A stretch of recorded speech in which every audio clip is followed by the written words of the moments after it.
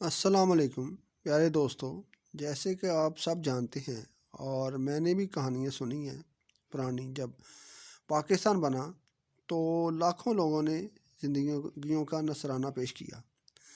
اس کے ساتھ ساتھ بے شمار عورتوں کو غیر مسلموں نے ادھر ہجرت کرتے ہوئے راستے میں اٹھا لیا اور وہ ان کے بچوں کی مائیں بنیں، اور وہ صرف اس لیے انہوں نے کیا کہ پاکستان بن رہا تھا اور اسلام کے نام پر بن رہا تھا، اور ان کی خواہش تھی اور باقی جو لوگ تھے ان کی بھی یہی خواہش تھی کہ پاکستان ایک اسلامی مملکت بنے گا اور اس میں انصاف ہوگا اور اس میں مسلمان اپنی مرضی سے رہ سکیں گے اور انہیں کوئی رکاوٹ نہیں ہوگی، اور ادھر کوئی کرپشن کے کیسز ناانصافی نہیں ہوگی اور اتنی کرپشن نہیں ہوگی۔ کوئی سنسیئر مسلمان حکمران آئیں گے اور پاکستان کو آگے لے جائیں گے۔ لیکن آج کل ایسا لگ نہیں رہا۔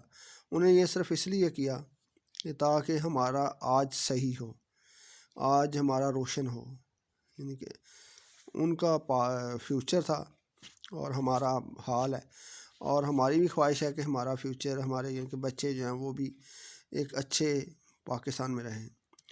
لیکن آج کل دیکھ کے تو پاکستان کی حالت دیکھ کے رونا آتا ہے کہ کرپشن عروج پر ہے، بڑھتی ہی جا رہی ہے، کم نہیں ہو رہی، اور جو کوئی نعرہ لگاتا ہے تو لوگ چلیں جھوٹا ہی صحیح لیکن کوشش تو کر رہے ہیں۔ انہوں نے عمران خان صاحب کو ووٹ دیا تاکہ شاید یہ کچھ کر دیں، لیکن یہ تو پہلوں سے بھی زیادہ ناکام ہوئے۔ انہوں نے اس قدر لوگوں کو مایوس کیا ہے کہ اس کی مثال نہیں دی جا سکتی۔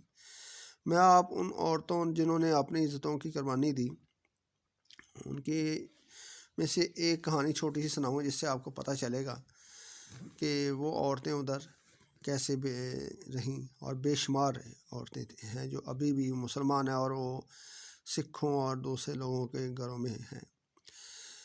میں نے اس وقت میں چھوٹا سا تھا تو میں نے اپنے بڑوں سے سنی کہانی ایک، تو وہ کہانی یہ تھی کہ ایک عورت مسلمان تھی، وہ کسی سکھ نے اٹھا کے اس سے کوئی گھر میں رکھ لیا، اسے شادی سمجھ لیں جو بھی کیا رکھا تھا۔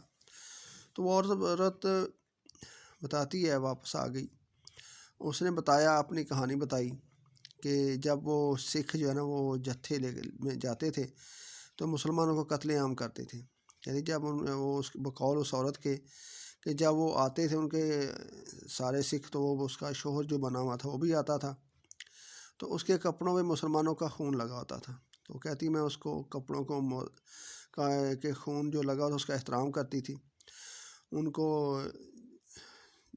بوسہ دیتی تھی، اور میں روتی تھی کہ میرے مسلمان بہن بھائی ہیں ان کا خون پہ لگا ہوا ہے۔ اور کہتی ہے ایک دن میں نے تہیہ کیا کہ میں نے ادھر سے چلے جانا ہے۔ اس نے اس کے لیے پروگرام بنایا کہ رات کو جب وہ آیا آدمی جس کے پاس وہ رہ رہی تھی تو اس نے اپنی تیاری کی ہوئی تھی، اس نے اس کو مار دیا قتل کر کے۔ تو جس ٹائم وہ صبح نکلتا تھا اپنے کام پر مسلمانوں کے اوپر ظلم کرنے کے لیے، تو اس نے منہ پر کپڑا لپیٹ کر تو گھوڑے پر بیٹھ کے نکلی، تو راستے میں وہ جو آدمی جس کو وہ سکھ کو مارا تھا اس کی گھروں نے پوچھا کہاں جا رہے ہو، تو اب اسے عورتوں کی والی آواز تھی تو اس نے آواز نہیں نکالی، اس نے کہا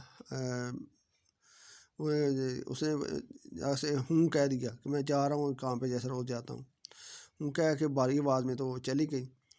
تو پھر وہ گھوڑا بھگا کے آ گئی، تو بعد میں انہیں پتہ چلا ہوگا وہ پاکستان آ گئی۔ اس نے آ کے پھر اپنی کہانی بتائی، اس نے یہ بھی بتایا کہ ادھر بے شمار عورتیں ایسی ہیں جو اس طرح جن کو اٹھایا گیا ہے اور وہ ادھر ہی ہیں۔ اب تو وہ بیچاری کب گئی ہوں گی، بوڑھی ہو گئی، کوئی مر گئی۔ تو یہ ایک عورت نے اپنی کہانی سنائی، اس طرح سے بے شمار تھیں۔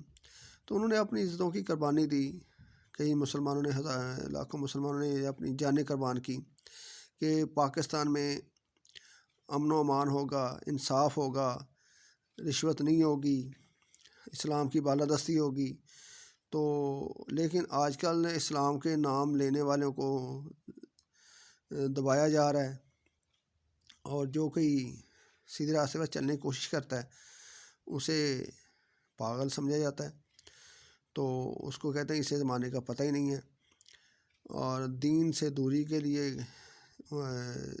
بے شمار اقدامات کیے جا رہے ہیں. جو دین کی کا نام لیتا ہے اس پر سختیاں کی جاتی ہیں.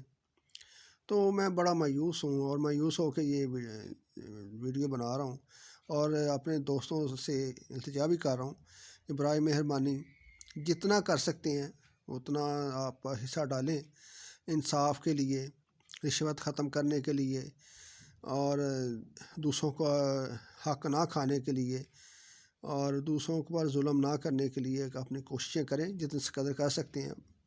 تو میں سب کا مشکور ہوں گا. شکریہ. السلام علیکم.